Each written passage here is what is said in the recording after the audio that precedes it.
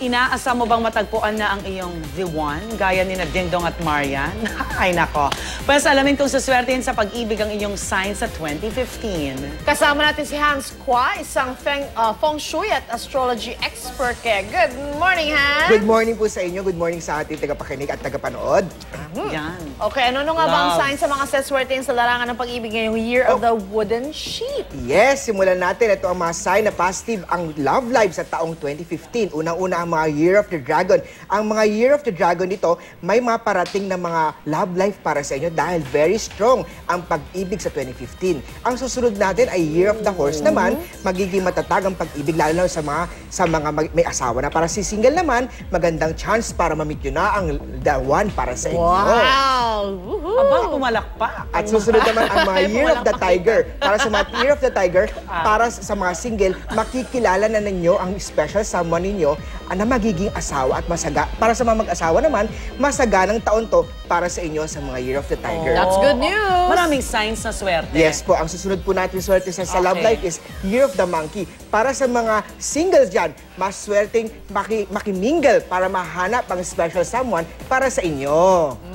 At syempre, hindi rin mawawala natin ang mga Year of the Dog. Sa mga Year of the Dog kasi, ang Year of the Dog kasi yung northwest sector natin ngayon, doon nag-fly ang love and romance star natin. Kaya malaking chance na makahanap ng love life ang mga dog. At the same time, dahil northwest sector din ang mga boar, sila din ay napakaswerte din para sa mga pag-ibig. Very good year para mag-asawa ang mga Year of the Boar dahil boar at sheep ay allies. May maraming swerte. Parang halos lahat ng signs.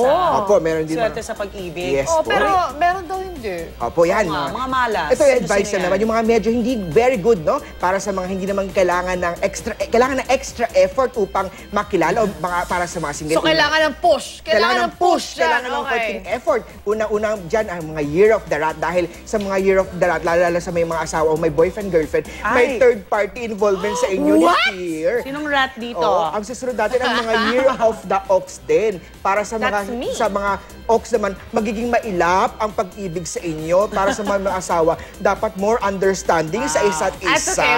We understand You can work each on other. that. Yeah. At hindi mawawala dyan ang mga rabbit. Dahil ang mga rabbit ngayon, mag-ingat sa sasabihin. Kailangan maging sensitive sila pagdating sa relasyon dahil medyo yung sasabihin nila nagiging hurt, nagiging nasasaktan or medyo pagka-sensitive ang mga partner nila. Taklesa. Sheep ako. Sheep ka? Oh, wow. At Sheep na yun. Anyways, Anyways, ang hindi maganda natin is Year of the Snake. Ang snake, hindi magiging matatag ang pag-ibig ngayong taon para sa mga single. Kailangan na naman ng extra push para mahanap ninyo ang love life ninyo. Wow, ito na. Gandahan mo yan. Gandahin natin. Ang mga Year of the Sheep naman, medyo pagdating sa pag-ibig ay medyo mailap. Para sa mga single sheep din also, kailangan nila ng dapat lumabas. Ang technique dyan is every Friday, kasi every Friday is the day of love. Every Friday, wearing color pink damit will enhance love life sa inyo. Every Friday, makimingle sa crowd para makahanap ng the one para sa inyo. So, mag-asawa naman. Pwede yan lalaki babae. Okay. Sa mga mag-asawa? Sa mga mag-asawa, kailangan ng more open sa isa't isa para may magkaintindihan sila. Ang araw-araw naman yan eh. Hi, Carlo.